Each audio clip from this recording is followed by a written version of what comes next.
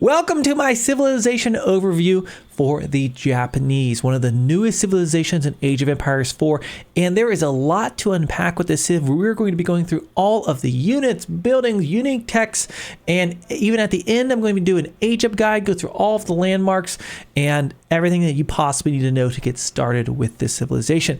If you like this video, make sure you subscribe to the channel because I'll be uploading build order guides soon. I've got a link to my Discord down in the description where you can find channels for all of these civs where I'll be posting my guides, and I'm going to have overviews for each civilization. And if you didn't already know, I'm going to be hosting a show match this Saturday on my Twitch channel, ttv/FitzBro, between Beastie Cutie and Puppy Paul. You'll see these civs in action, the Sultans Smackdown. It's going to be amazing, so I hope to see you there.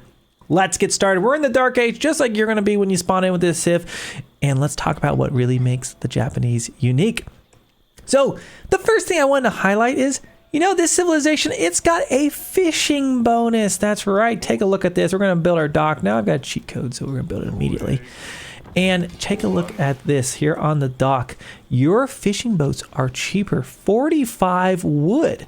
So that's going to be significantly cheaper. They produce their fishing boats for 30% cheaper. So I think this could be a civilization we'll likely see on hybrid or water maps for that reason. They also have a unique tech that's available in the Castle Age that improves the fire and ranged armor of ships by plus 2%. So just a little nugget for you to get started there. If you're thinking about water, Japanese could be a good choice for you.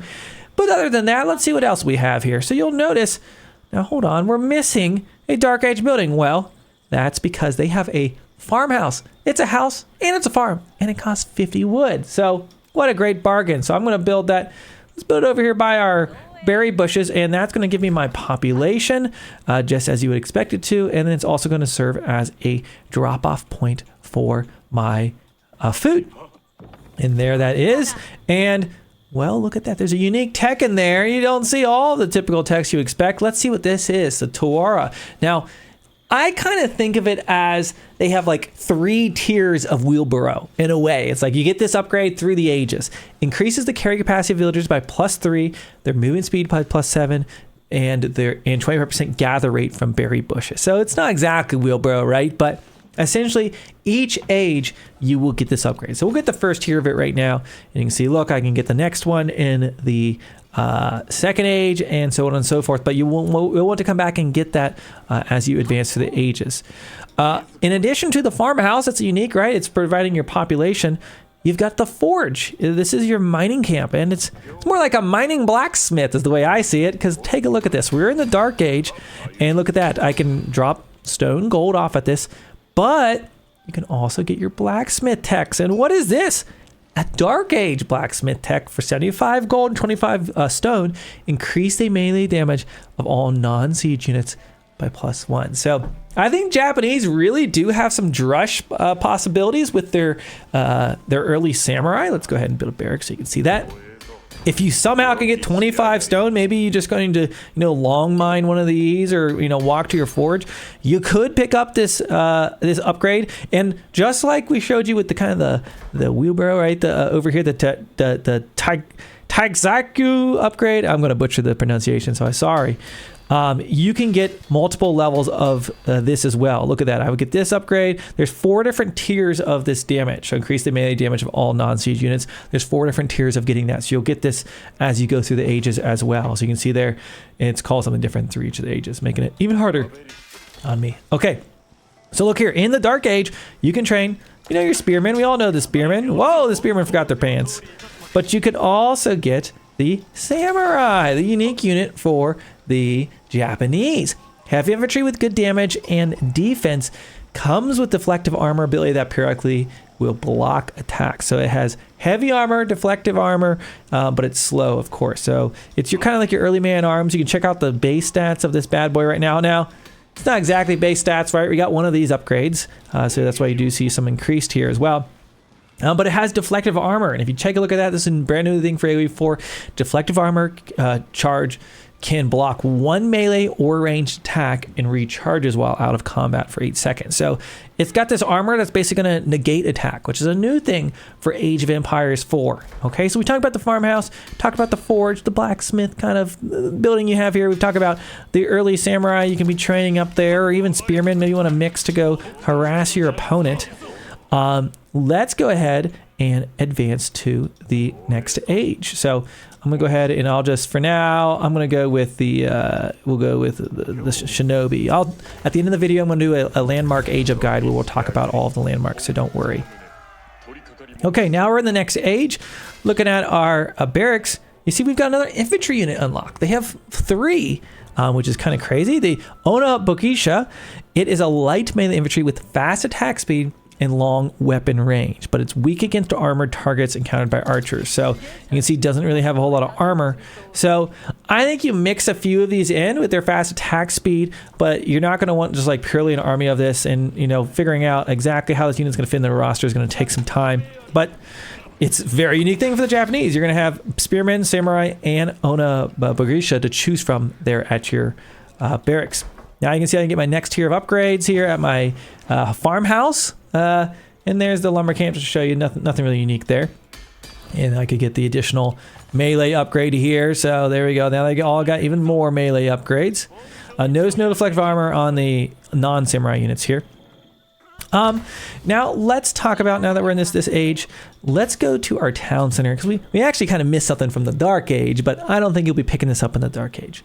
So you will notice when you look at the buildings available that there's no keep available for the Japanese in the castle age, but they kind of turn their town center into a keep, and they get a lot of bonuses from this. So let's check out what's going on. So you see how there's a slot for a bannerman over here at the barracks, but it's not unlocked.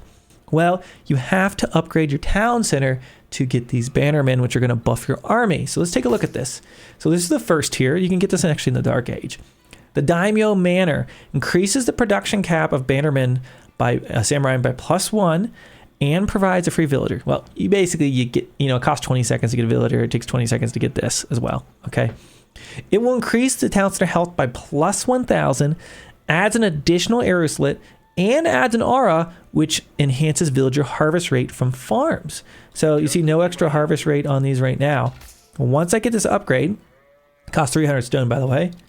Now, there's it's generating this 25% harvest rate of nearby farms. So if I build a farm here, it's going to be benefiting from that. I don't think there's any actual aura on the villagers themselves, which is unfortunate, but it is.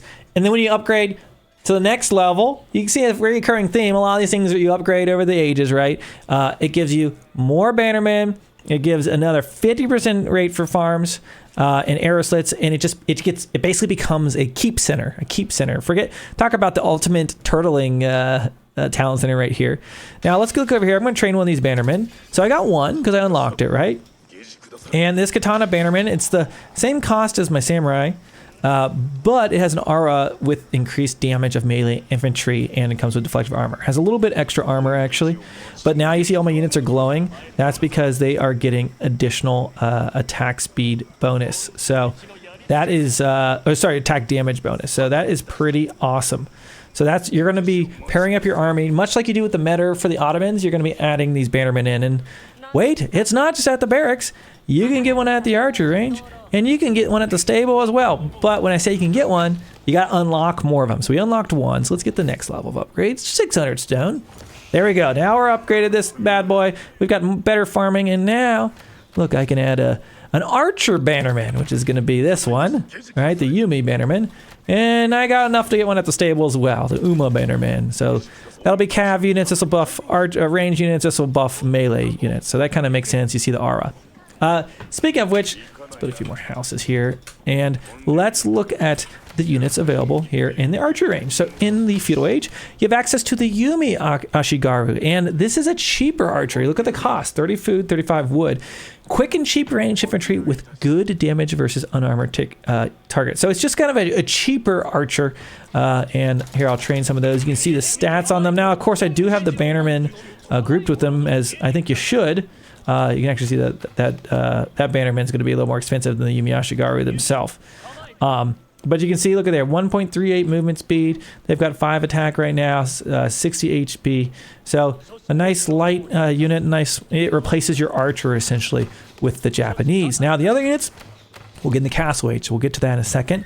And then you just have your traditional horsemen here at your stable. And of course you can pair that with your Uma Bannerman. So there you go.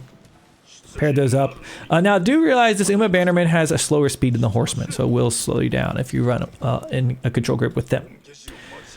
Okay, and we're going to talk about landmarks later, but this landmark does make shinobi, which are super cool ninjas that can poof in and out and do some stuff. We'll talk about them here in a bit, but those are the shinobi. They're really, really cool, unique unit. We'll get that when we talk about our landmarks at the end of the video.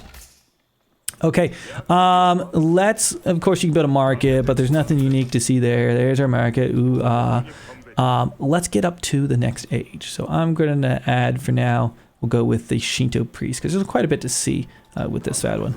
And don't worry, we'll go back and go through all these landmarks here in a bit. Okay, now we're in the Castle Age. Let's see what's available. Of course, I can continue upgrading my town center. Now it's a shogunate castle. So this is basically a keep center at this point. It's got even more buffs right now. You can see 75% buff for your nearby villagers. And by the way, you might have been wondering, like, hold on, the capital town center has this. Can I get this upgrade at my additional town centers? And the answer is yes. So watch, I'll make all my bannermen that I've like got max pop here, right? 6 bannermen, and then I can get these same upgrades at my additional town centers. And look, now I got another bannerman. Now I got another 2 bannermen, and this is also now providing buffs around my town center. Now, I don't think the farms actually stack as far as, you know, these bonuses, but you're going to want to build your farms around your town centers for sure and get these upgrades. You're going to need a lot of stone to do this, but you're not going to have as many keeps out in the field. They do have keeps in the 4th age, but just something to note there. Okay, let's look at the unit roster here in the Castle Age. So, same units we already had at the barracks, but now we've got some other upgrades for them for veterancy, and then there's a unique upgrade. This is for the samurai, the Odachi. Equip samurai with Odachi, a long sword that deals +4 bonus damage against infantry. So your samurai are basically going to be stronger against infantry as a whole. So that's a pretty nice upgrade. We'll go ahead and grab that. There you go. You can see that now. Melee infantry, or maybe it's on there. They get bonus damage versus infantry right now. Yeah, +4 versus infantry. Okay. Look at the archer range. We now have the Onamusha. And the interesting about this unit, it's basically a mounted crossbow. You notice they don't have a crossbow. This bad boy right now, bad girl rather, it's a crossbow on wheels. So very dangerous if you've got man-arms. This is going to kite against you, take some shots, and going to be very, very deadly. It's essentially a crossbow on wheels is the way I see it.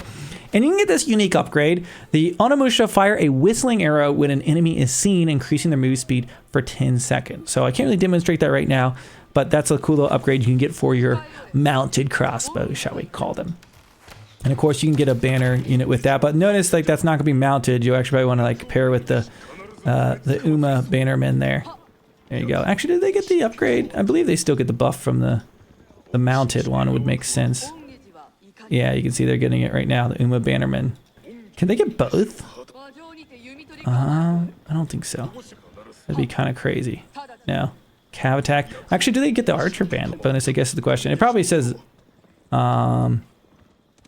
of ranged infantry. So yeah, they're not infantry. Okay, anyways, that's the archery range. Stable, you now have got access to the mounted samurai. So that's going to be like your knight or lancer unit for the Japanese. No big surprise here. 140 food, 110 gold. It's your expensive knight unit, and it behaves as such. It's got deflective armor, of course, like the samurai. So that's kind of the unique thing about it.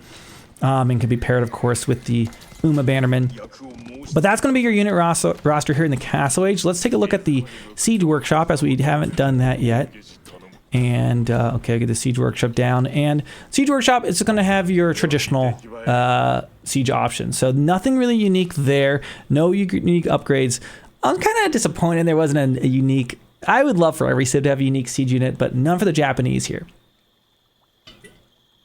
Okay, so we saw that. Of course, you can go to your forge, your mining camp blacksmith, and you can get all of your upgrades. You get your mining upgrade, you get your military upgrades, and you can get, of course, this attack upgrade. We'll go ahead and get that. You can get your next, you know, wheelbarrow type tech upgrade here for your movement speed and gather rate from berry bushes and carry capacity. There, I got that. So now I've got all that maxed out. We'll talk about this landmark right now real quick. This is the floating gate, and it's you get the Shinto priest. This is basically your monk for this civilization, and this over time spawns these Yoshiro. So you see these right here? They're kind of like buffs you can pick up. I kind of think of them like, think of it as the deli, you know, you garrison inside a building to get some, get a efficient, more output. That's kind of what this does.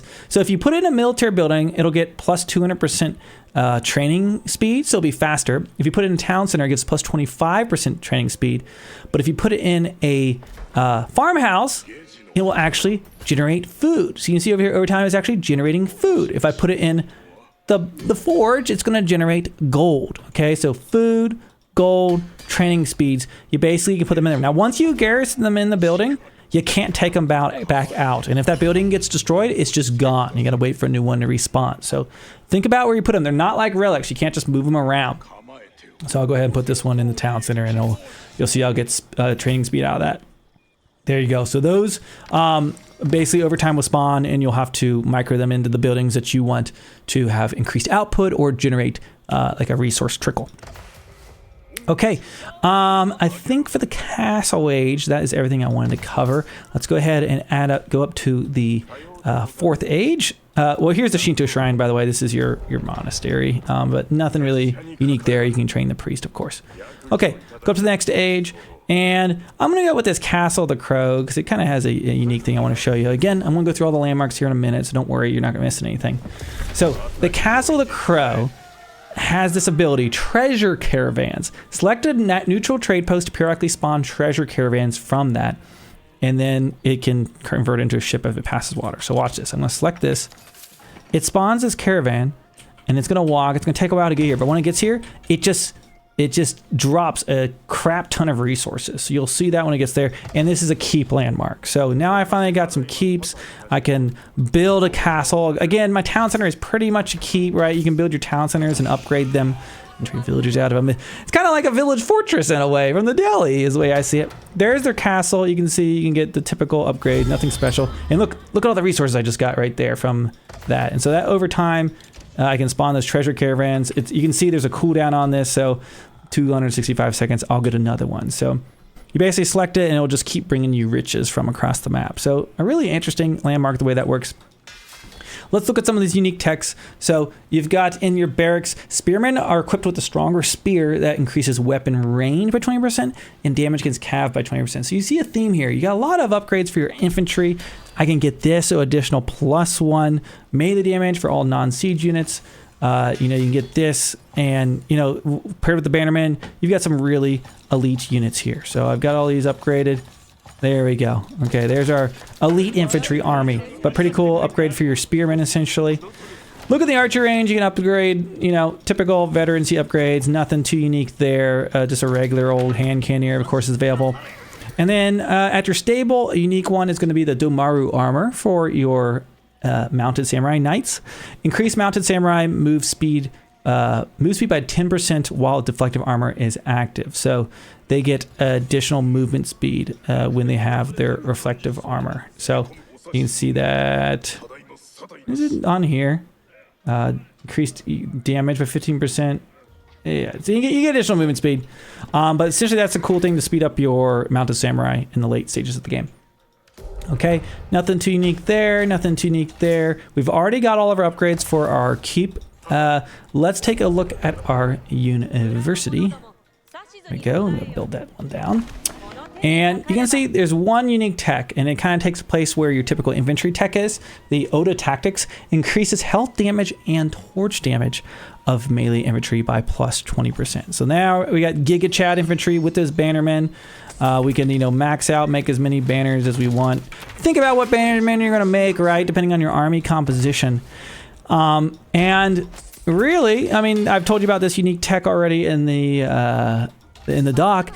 Those are going to be all of your unique techs and units for the Japanese, but let's go back now and talk about every landmark option you have as you go up, and I'll give you a little bit of my age up guide. So let's go ahead and restart that real quick.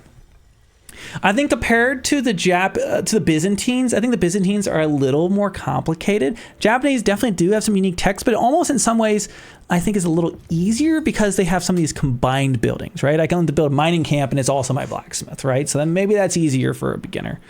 Okay, let's look at our age up options here and compare and contrast, okay? So going into the second age, you can either build the Kura Storehouse, which is a universal drop location that creates farms around the landmark every 45 seconds and then generates wood when it's full. So if I build this right here, it will generate farms around it periodically. So farm transition in the second age, just let this do it for you. I've seen players like set this like a few tiles away from the starting town center, build this, and then maybe you build your second town center here, and then you got all these farms that are going to populate in the middle, right? Kind of like the English do a little bit. So that's an economic landmark, and it's going to generate passive wood once it's full. Alternatively, you want some shinobi, you want the ninjas. We know you do. Can produce shinobi espionage units with specialized in scouting, sabotage, and assassination. Okay, so, and it gives you one shinobi for free. So these are highly, highly effective at raiding, particularly in the early stages of the game. They're not going to be great in the bulk of your army, right? You want to use these for going for raids. And take a look at the abilities you have on these. Now, first of all, cost 60 food and gold, not too expensive. Target a visible enemy or structure to disguise shinobi as a villager of that player. So if you're over here, you're red, you're Byzantines, I target you, he looks like a Byzantine villager. Now, the enemy's gonna think it's weird seeing you run towards them with the villager. I've spotted it almost immediately when they show up, but it might sneak behind enemy lines with it. It's really cool disguise. Sabotage, you can target an enemy building and it deals 200 damage. So it's like boom, it like lights the building on fire, it seems like, and then it disables its production for 30 whole seconds. So think about it. You got this really early. Maybe your enemy is the French. Maybe if they got a school of cavalry and you do sabotage on it, they can't train anything out of that for 30 seconds, right? That is pretty crazy. So sabotage, very effective, slowing down enemies' production rates. Or even think about Delhi, right? Maybe they're double producing out of one building and you sabotage it. Then you can drop a smoke bomb and reappear. So look at this. So say I just get in range, the enemy maybe just spotted that I'm here, and I go boom, and I like almost instantly show up and I attack. These things have so much melee damage. Look at that. They do 25 melee damage, and I haven't upgraded these yet. Remember, I can do. I mean, let's show you a little reminder here. Okay, let's do that. Okay, now these things have 26 damage, right? I'm going to upgrade these. I could get additional upgrades, right? Case in point, though, a villager typically, has 50 HP. You jump in here with 2 of these, a few hits, you're dead. 3 of them, you're going to one-shot a villager. You poof in, kill a villager, and get out. You've done your damage. Highly, highly effective at raiding. Shinobi are going to drive people crazy because you see knights coming, have a chance to brace. The ninjas, once you see them, it is too late. So I think this is going to be a very popular landmark. Unless you want to go the economic route, of course, you can go the other one. Okay, let's look going up to the Castle Age. Castle Age, here's your 2 landmark options. We talked about the floating gate and the Yoshiro that spawn every 4 minutes. So you can put those relics, that's what I call it, Yoshiro, right, inside of buildings for the trickle. The Temple of Equality, on the other hand, unlocks the Buddhist monk, which are 33% cheaper, can weaken enemy damage by 50%. That's quite a debuff. And provide plus 20% damage to nearby friendly units while casting conversion. These things are, I've had people tell me they're OP. They're really, really crazy. Let's get a few of these monks out here. They cost 100 gold, of course. And now look, you have the Buddhist temple. So you kind of choose your religious journey, right? So now I'm not going to have the other monks we would have had. Now we just have the Buddhist monks. I can't remember the monks we had with the Yoshiro. So look at this. The Buddhist monk reduces enemy damage by 50% for 60 seconds. So like, I can cast that, right? And that's good. Match if you use it on an elephant. Could be absolutely crazy. And these things, look at their tagging. They don't have any like infantry tag or anything like that. So they're very hard to deal with as far as these. So they're super good support units. And of course they heal, they automatically reduces enemy attack, conversion enhances friendly unit damage. These things are just absolute beasts. So the Buddhist monks going to be super fun. I think maybe even the more popular choice over the Yoshiro for the aggressive players. Okay, let's look going into the Imperial Age. Okay, so we're going to the Imperial Age. You've got the choice of the Castle of the Crow, which I already showed you this one, right? It brings you back the treasures essentially from the caravans, and it's a keep. You've got the Tangashima Gunsmith, and this stockpiles weapon supplies every 30 seconds that can be used to instantly produce gunpowder units. Really, really strong. Comes with 5 stockpiles. Produces Ozutsu, which is a unique unit you wouldn't otherwise get. Unique heavy range gunpowder infantry with siege damage. And gunpowder infantry with siege damage. They have these big guns. You saw them already probably on the screenshots, right? And it allows access to Republicans. I really like this landmark. It is just cool. And when I've tried them, this is usually the landmark I choose to go with. Look at these bad boys. So I can either pay for them, 85 food and 155 gold. And let's put some houses here. And look at these guys. They got these big guns. They look maybe like they're out of StarCraft or something, right? And look at the stats on these things. They have, there you go. They have a plus 130 versus building. So you get a bunch of these. You can go just shoot down a tower with your infantry, with your gunpowder. Absolutely cracked. So pretty crazy. And they have splash damage. So if you've got grouped up units, you're going to feel the pain from these. Everybody knows how good bombards have been under splash damage. Or you get these tickets that you're going to get over time, right? You can see here, creates a stockpile weapon, which can be used to instantly produce a unit. So right now I've got, let's see, does it show me how many tickets? I think we haven't got our first, maybe we do have our first one. There we go. Maybe I just didn't see it there in the UI. Okay, we just got another ticket. I don't see where it shows you how many tickets you have, but maybe somebody else can point that out to me. But anyways, that's how you get this unique unit, and then you can also get their Baltican. So you can get some free gunpowder. Like, you save this up, it's like, you know, think about like the Janissary Vizier points you get from the Ottomans. You basically can deploy a bunch of Ozutsu. So, you know, maybe it'll be a fast Imperial with your keep town center, and then you get Ozutsu. Like, could definitely be a strategy I could see. But with that, ladies and gentlemen, that is going to be our overview for the Japanese. A lot of fun options. Of course, everybody's still figuring out how to play these civs. Let me know the landmarks you're going to choose. What are the ideas you have for openings? Maybe you're going to go for a Dark Age Samurai Rush. I think we might see a lot of that in some early tournaments. I hope you enjoyed this overview for the Japanese. Be on the lookout for my build order guide for the civilization. I've got a link to my Discord down below where I'll be posting those in the appropriate civilization channels. As time, of course, I'm catching up and going to be learning the meta of what is the best for all these civs. I hope you enjoyed this video, and I will see you guys in one of my future guides, and hopefully you tune in for the show match I'll be hosting on my Twitch channel this Saturday, Beastie Cutie vs. Puppy Paul. Come see how they open up with this civilization. See you guys in the next one.